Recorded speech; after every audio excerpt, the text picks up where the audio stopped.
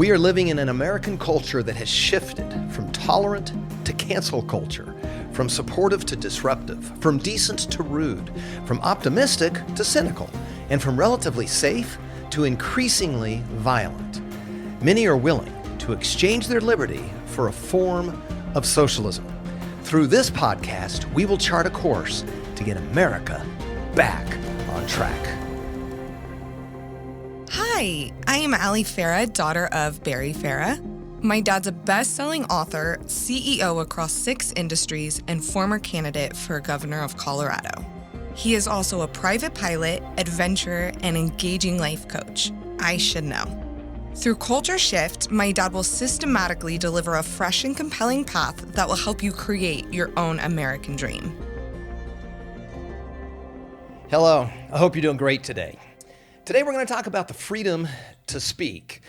Now last week we had looked at the freedom to believe. It's embodied in the Constitution as freedom of religion. We find support for this freedom from the very beginning of time. We talked about God being the author of freedom. It came right from his heart. He's a giver, and he wants you to own this free and clear title to the joy that comes from living well. He won't coerce you to do what's best for you, but he invites you. And when people respond to God, it sets them free. In the Bible, King David came to this conclusion in Psalm 119. He said, I walk in freedom if I seek God's ways. All the prophetic descriptions throughout Scripture, culminating really with Isaiah that related to the Messiah coming, talked about the Messiah coming to bring freedom. It's explicitly stated in Isaiah 61. Knowing this Messiah sets you free, according to John 8. And according to Galatians 5, it was for freedom that Christ set us free. The whole purpose of the Christian faith is for freedom.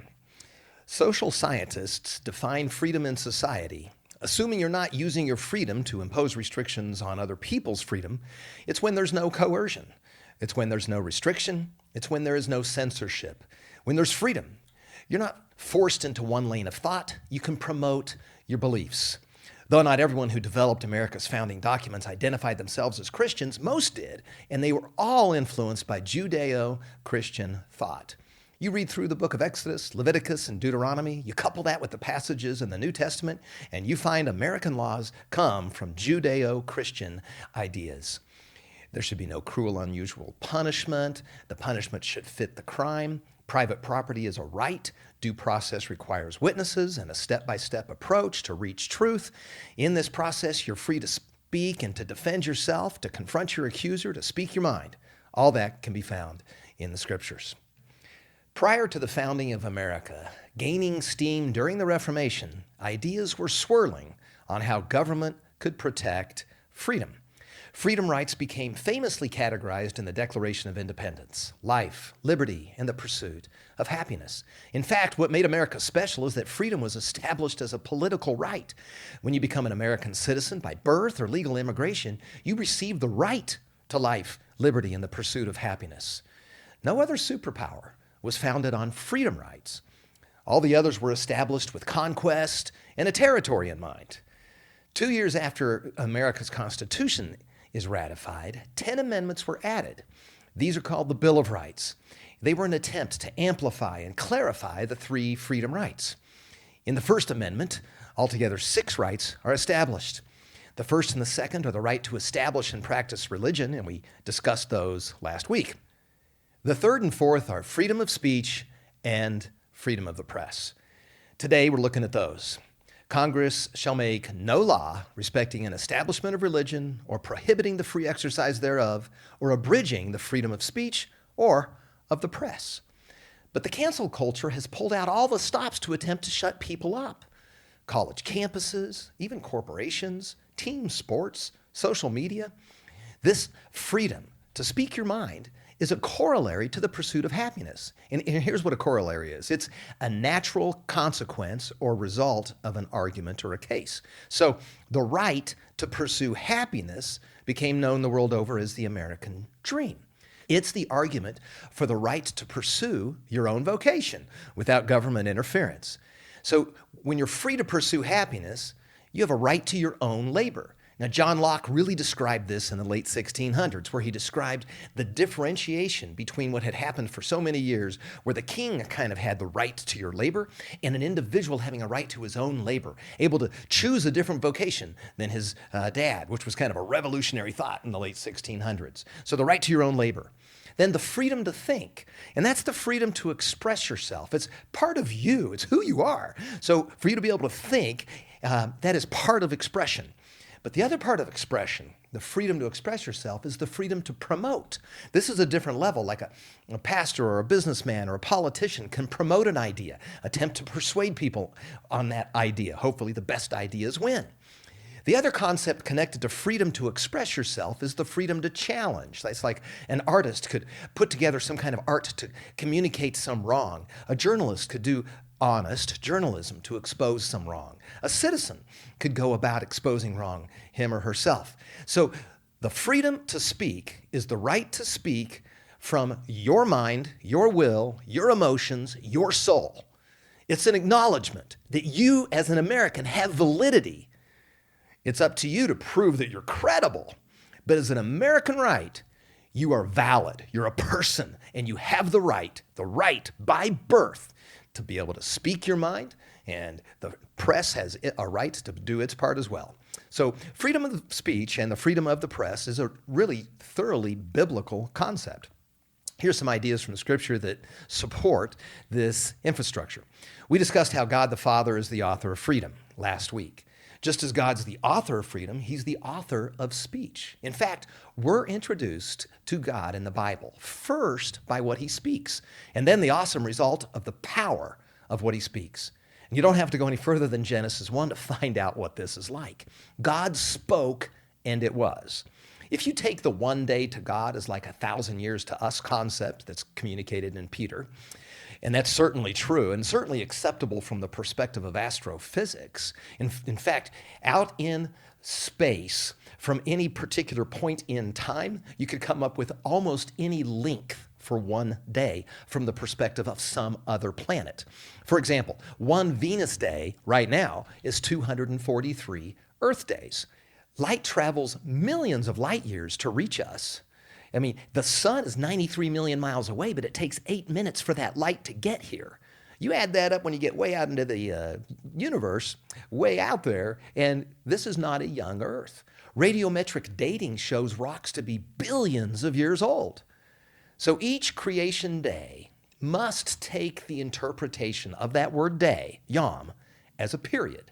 Just as the yom of the Lord is much longer than a 24-hour period, and we're currently in the seventh yom, or the seventh day, the period that God's resting from creation. So if you can hang with that interpretation, then all the science we know properly fits within the creation day big picture description of processes and events that are outlined in Genesis. The creation accounts in Genesis are accurate, and they're scientifically sound, and they're in the right spot. For more on this, check out reasons.org. I'm just zooming in on the power of the spoken word and starting with God's spoken word. God's spoken word has special power, more than any power that we have, and that's ex nihilo creative power. He can create something pretty magnificent from absolutely nothing. For all creation events, he spoke, and it was. Then God said, "Let there be light." And it was so.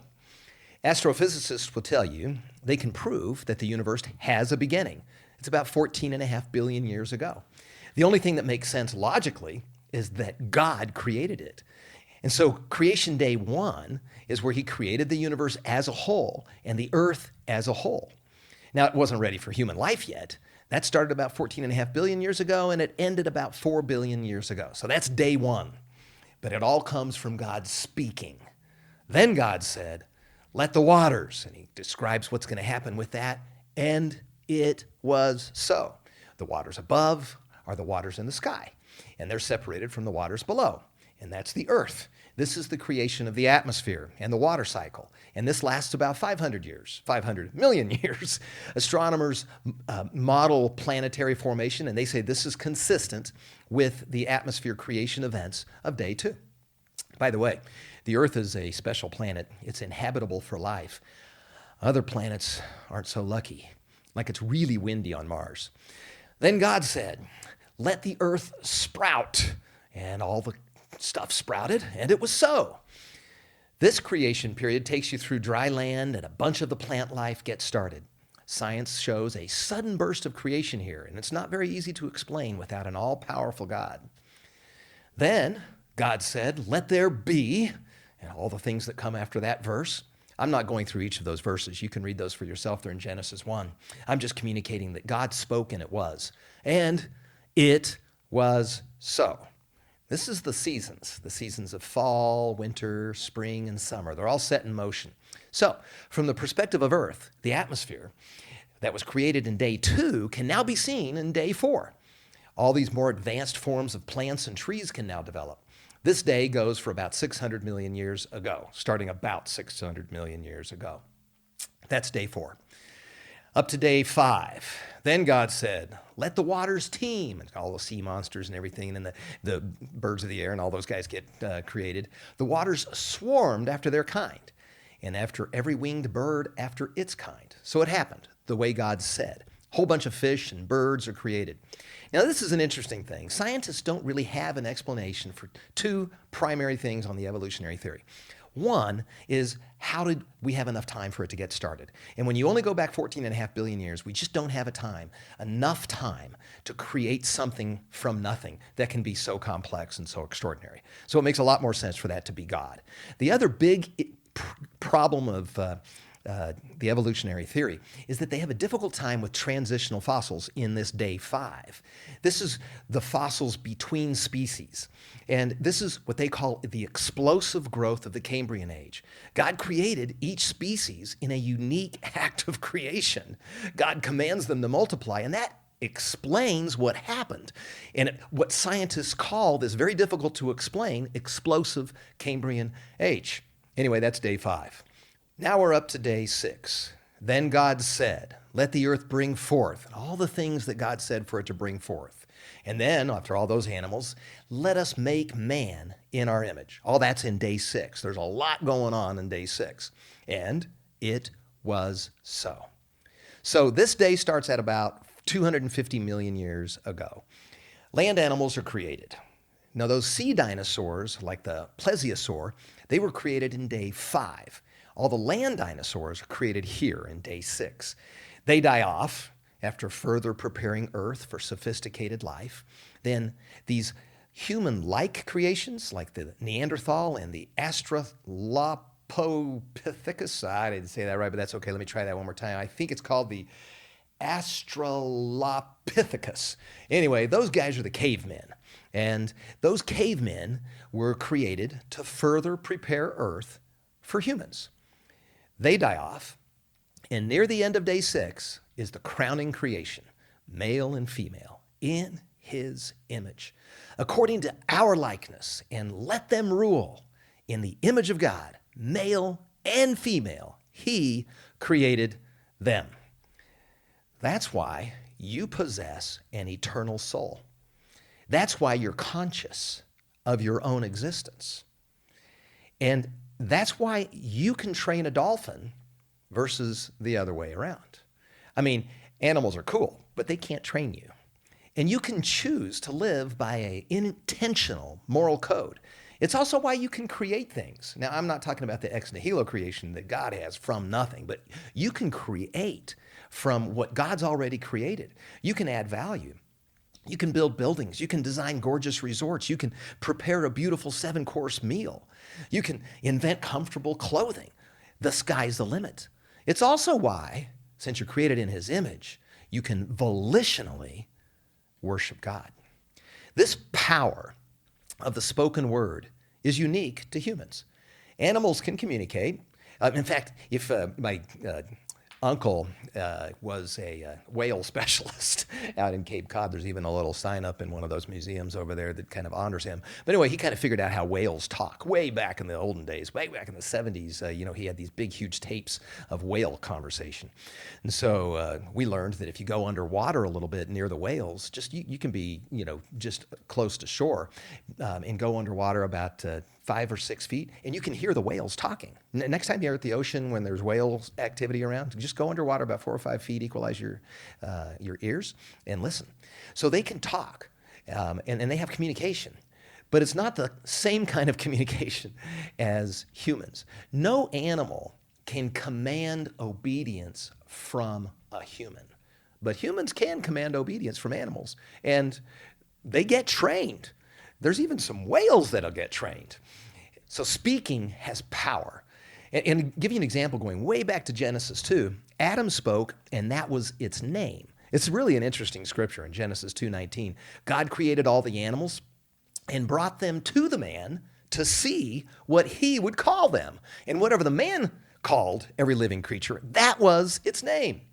God was so interested in giving him autonomy and giving him that power to communicate that when Adam named him, that was the name. And so that's the power of words. But words can also destroy. Proverbs 18:21 says that death and life are in the power of the tongue. It can also help you live well, live healthy. In 1 Peter 3, whoever desires to love life and see good days, let him keep his tongue from evil and his lips from speaking deceit. You can honor God and you can curse people. James 3, with the tongue we bless our Father, and with it we curse people who have been made in the likeness of God. That's bad. So our tongue is really powerful. It can do really good things and it can hurt. If you're encouraging your brother or your sister or your mom or your dad or your girlfriend or your boyfriend or your wife or your husband, and you give them words of encouragement, are any of them mad at you for that? No, because words of encouragement have power. And those are much better than words of discouragement. But unfortunately, words of discouragement have power as well.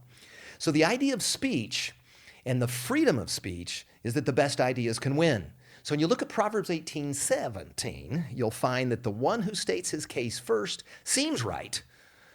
And that's until the other guy comes along and examines him. And so with freedom of speech, truth can be uncovered. Freedom of speech is necessary for keeping government in check. Free speech enables government to be chosen by the people. The Bible supports a government chosen by the people. It's kind of interesting. Since we're created in his image, one person should not impose rulership over another person, not without their consent. And since all people have the image of God in them, not just a few people should rule over the others, as in the divine right of kings era. That's a bad time in history where one person thought that he was truly superior to another. But if you look at the Old Testament narratives, they suggest that government works best and is really designed best with the consent of the governed. God warned against too much power in the hands of too few. You can see this in 1 Samuel 8, where he warns against having a monarch. This will be the procedure of the king who will reign over you. He will take your sons and make them do stuff for him. He'll take your daughters and make them do things for him. And some of those things aren't so nice. He'll take the best of your fields. He'll take a tenth of your seed. He'll tax you. He'll tell you what to do with your employees. He'll take a tenth of your flocks. And you yourselves will become his servants. The idea of a ruler is not to rule over you, but to serve for the benefit of the people. That's what Romans 13:4 says. And God ultimately shows this when Christ comes as a servant. So a politician is supposed to be a servant for good. Freedom of speech helps expose a government cover-up. Ordinary citizens can broadcast the mistake and initiate a movement that puts a stay on it.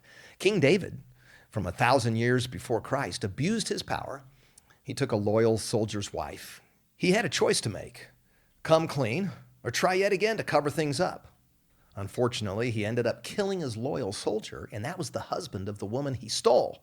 And then he further tried to cover things up by marrying her before she had the baby, who was Solomon. His power had corrupted him. The only representation of opposition left was the courageous prophet Nathan. Now, Nathan spoke truth to David. As a court prophet, he was a simile of the honest journalist at the time. We don't have a whole lot of honest journalists right now, but when an honest journalist is around, that's what the court prophet would do. And out of 2 Samuel 12, you'll find what happens at the end of this is that David basically says, hey, look, tell me what's true. Go ahead, Nathan. Nathan gives him this story and then says to David, you are the man. You are the one that's guilty. Journalistic freedom with responsible journalists who use their journalism to be courageous and be champions of truth is good. And even when it hurts their candidate. Nathan's candidate was King David. But the freedom of the press is vital. And it's really gone woefully off track by just completely ignoring their favorite candidate and at the harm and at the angst of the candidate they don't like. It's critical for a democratic republic to have a free media. A free media can function as a watchdog. It can investigate and report on government wrongdoing, as it should. Without these freedoms to speak, all other freedoms are at risk.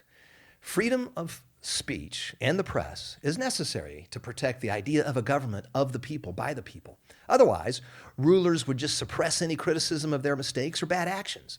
Without freedom of speech, the legit opponents would be prohibited from making a case to replace them. Without it, a dishonest press does not have a counterweight. Competition helps build a balance. But we are now witnessing widespread censorship, and this is dangerous. We don't want to go down this road. That's what Iran and Afghanistan and North Korea and China do. They censor speech. It results in a culture of fear.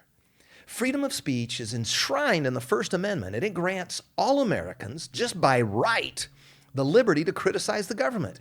And it gives all Americans the authority to speak their minds without fear of being persecuted. We should return to broad support of freedom of speech. Protecting people's ability to think and decide for themselves is essential.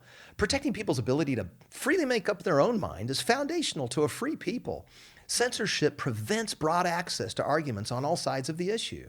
This can only happen if society permits all the different viewpoints on an issue to be freely expressed. There's this whole controversy at the time of this broadcast related to elections. It seems like there's a lot of election irregularities. Now, if the mainstream media pursued that as diligently as they would if it wasn't their candidate on the line, they would have a lot of credibility. And if their candidate still won, then I think everyone would accept that. But by stifling free speech, by stifling what others are saying, by censoring things, you denigrate the culture at large. Freedom of speech is extremely important, as all other freedoms are. But without the freedom of speech, no other freedoms have a chance. You know, the freedom of speech concept is really the way of God. I'm going to point you to something at the very end of the Bible in Revelation. The Spirit and the bride say, come. And let the one who hears say, come. And let the one who is thirsty come. Let the one who wishes take the water of life without cost. Now that's 3 verses from the very end of the Bible. And the Bible is thick. I mean, there's 783,000 words in the Bible. And 3 verses from the very end of it, you have freedom. It's your choice. You are invited. And so culture, unfortunately, has shifted away from the good that comes from the biblical framework that led to America as a nation. But you can help shift it back for good. Thanks for joining with us this week. I'm all about your success, and that depends on you being free to speak. I'm hoping you will think for yourself and speak your mind. Hi, I'm David Farah. Thank you for listening to my dad's podcast, The Barry Farah Show, Culture Shift. Click subscribe now to be sure you don't miss an episode. Share this podcast with your friends on social media and give The Barry Farah Show your 5-star rating. Check out today's show notes below this episode and at thebarryfarahshow.com. This podcast is also available in video format at The Barry Farah Show on YouTube. See you next time.